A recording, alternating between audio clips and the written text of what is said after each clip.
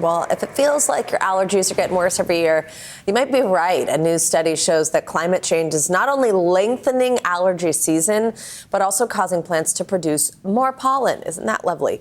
Plus, there's new evidence that losing weight could help more than your heart and your waistline. So let's get into all this in your weekly medical checkup.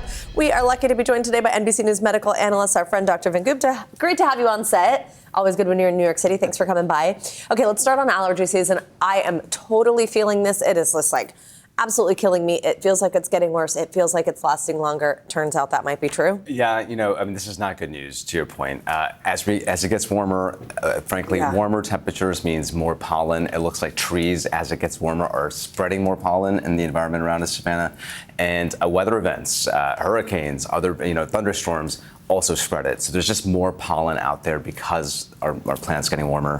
What does that mean from doctor's orders? It means things that you can do. Wash your clothes, wash your hair more often because that's where pollen really gravitates towards.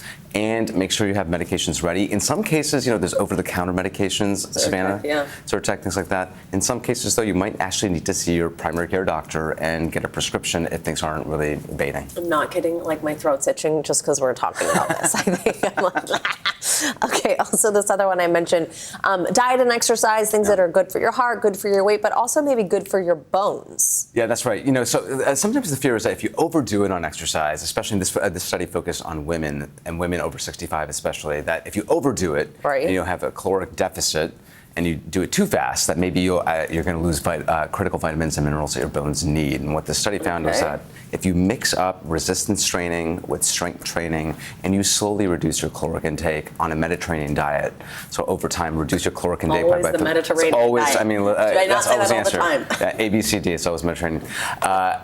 I found that you actually maintain bone strength while getting all the benefits of weight loss. And so that's why you want to take it slow. Caloric deficit is helpful, and mix in resistance strength training, but go slow. All right, good news there. Okay, finally, if you're starting to have some knee pain, is that right? There's a study that just shows how impactful, how helpful yoga can be. Is that like instead of other types of fitness, or what's the study say? Yeah, it's very kind of similar to the prior study in the sense that resistance training coupled with yoga, so mixing it up essentially. There are more 3 1-hour sessions per week, and yoga could improve your muscle and joint strength. But the idea here is it could complement or it could substitute for traditional workouts. Right. Strength training is also good. Strength training is also good, but really the focus here is low impact. If you're feeling knee pain, that can be really helpful. So vary your workouts, and from a doctor's orders perspective, focus on low impact. That's always a good idea, even starting younger than 65. Very interesting, because sometimes I do yoga, I'm like, well, that didn't do much, did it? That's how I feel, but maybe it is. Okay, Dr. Gupta, great to see you. Thanks for coming by. Well, coming up, mayhem at the movies.